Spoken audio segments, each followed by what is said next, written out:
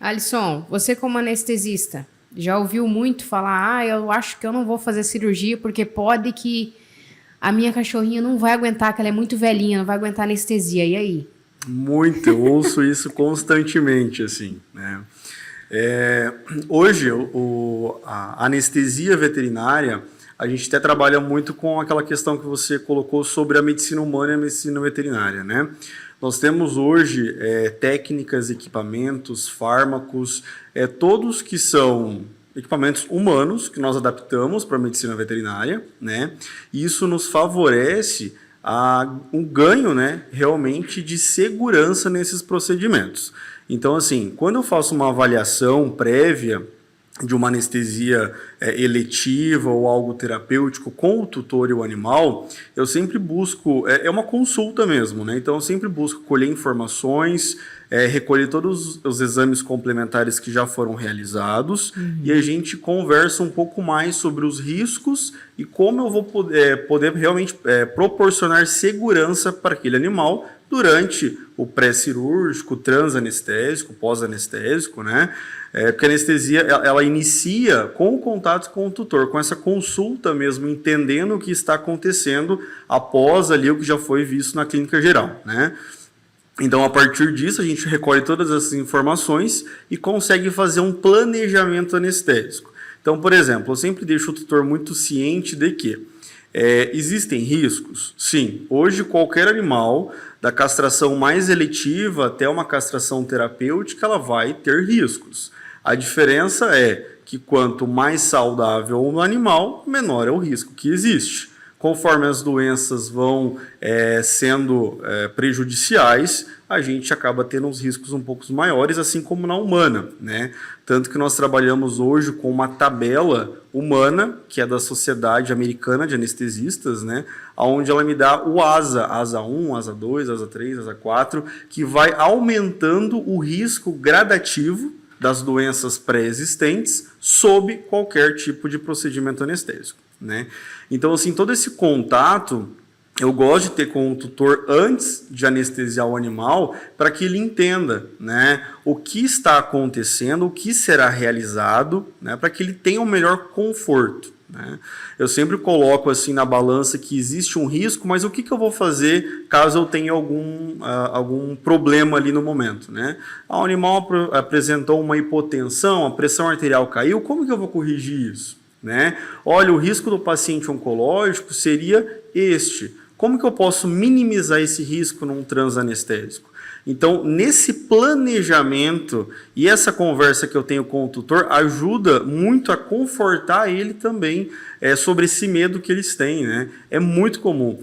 Até tem alguns memes que eu brinco nas minhas aulas de anestésio, que o pessoal fala, né, doutor, pelo amor de Deus, me protege o cirurgião lá, né? Mas na verdade quem está protegendo é o anestesista, para que o animal não venha a óbito, né? Ou que retire a dor. Então, assim, todo mundo tem muito medo do anestesista. E somos nós que planejamos realmente para que o animal adormeça, né? Nós produzimos o sono artificial, nós retiramos essa dor do bisturi, de todo o estímulo nocivo de dor do paciente, e a gente consegue despertar ele da melhor maneira possível, né? Então, assim, o medo... Humano, né? O medo da anestesia, eu acho que já vem já do ser humano, né? Eu, por exemplo, meu Deus, eu morri de medo quando fui fazer a cesárea. A hora que me falou da anestesia na coluna, eu já falei, oh, meu Deus do céu, vou ficar aleijada. Então, e daí é aí que a gente começa a ter uma outra visão, né? Por exemplo, a gente tem muito medo disso. Olha, uma anestesia local. Mas hoje nós trabalhamos com 80%, alguns anestesistas trabalham com bloqueios loco-regionais. O que é isso? As pessoas, ou até mesmo os tutores, têm medo que os animais ou os humanos sejam anestesiados e eles vão dormir. E o risco de vir a óbito é muito grande se as necessidades fisiológicas não estiverem preservadas. Frequência cardíaca, respiratória, pressão. Então, quando a gente trabalha hoje com um bloqueio loco-regional, por exemplo, uma coluna ou um bloqueio de nervo, de plexo, a gente consegue deixar o animal menos profundo, então um pouco mais sedado e menos anestesiado. Assim eu também minimizo o risco dele de poder vir a óbito, por exemplo. Porque eu tenho um local que está bloqueado, então o animal não sente dor naquela região e ele está um pouco mais acordado, um pouco mais nocivo de estímulos externos que estão acontecendo. Né? Anestesia de forma errada, por exemplo.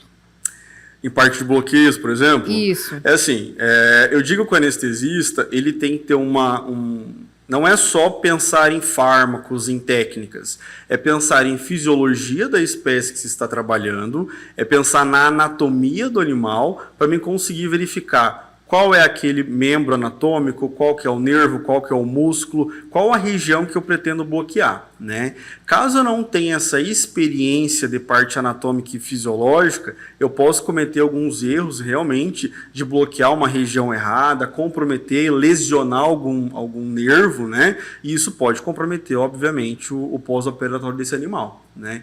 Então, por isso que a gente sempre tenta capacitar ao melhor o profissional para que ele tenha domínio de diversas áreas da medicina veterinária que se ligam à anestesia. Então, assim, um anestesista hoje ele tem que ser um bom fisiologista, é uma pessoa que entende muito de anatomia de diversas espécies que você for avaliar, ele tem que entender muito sobre farmacologia, né? Também sobre os equipamentos que você vai trabalhar e as interações entre os fármacos, o que eu posso associar, o que se liga, o que retrai, né?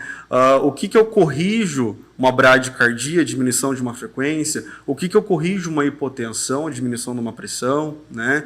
Como que eu vou ventilar o meu paciente, como que eu vou fazer esse pulmão inflar, como que eu vou repor oxigênio para o animal. Então, tudo isso envolve essas diversas áreas da medicina veterinária em uma só especialidade. Então, assim, exige muito um cuidado e um planejamento. Mas se isso for conversado e dito com os nossos tutores, eles acabam tendo um pouco mais de confiança e um pouco mais de tranquilidade no procedimento. E essa visão que a gente tem do risco, do medo, do porquê realizar, acaba diminuindo. Eles ainda vão ter um pouquinho de medo, mas diminui muito, assim, muito. Isso é bem bacana. Né? E existe, então, eu achei bacana você, quando citou ali, sobre as diferenças da anestesia, né? Existe a anestesia local, que nem você explicou. Quais são as outras que existem hoje? Assim, a anestesia local, ela tem por finalidade bloquear um membro, uma região, né? Então, por isso que o nome é loco-regional. Nós temos duas técnicas hoje, que são as mais utilizadas, de anestesias gerais, que são a inalatória ou a injetável, né? A inalatória, basicamente, ela se dá através da intubação orotraqueal e nós temos um anestésico que ele é volatizado e ele vai para dentro dos pulmões do animal, né? Essa volatização, esse gás que vai para os pulmões, ele sofre uma absorção de K, que é a concentração alveolar mínima. Sendo assim, aquele anestésico cai nos alvéolos pulmonares, tem uma resposta na corrente sanguínea e deprime o sistema nervoso central. Consequentemente, o animal vai dormir, né?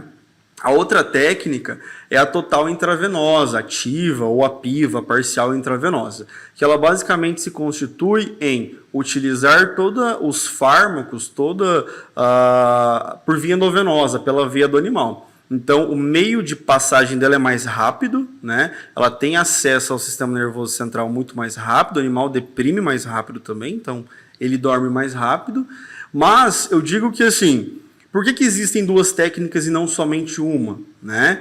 Porque o principal fator hoje anestésico, independente de qual espécie nós vamos trabalhar, é individualizar o meu paciente, né? Essa história de protocolo anestésico não existe.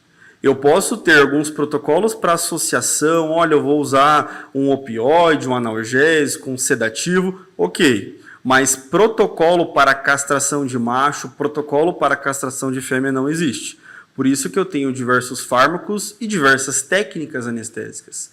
Cada indivíduo tem uma resposta única, tem um organismo único, ele necessita que seja feita uma avaliação para que a gente consiga entender aquele organismo. Né, e se preocupar e preparar qual que é a melhor técnica anestésica para aquele animal.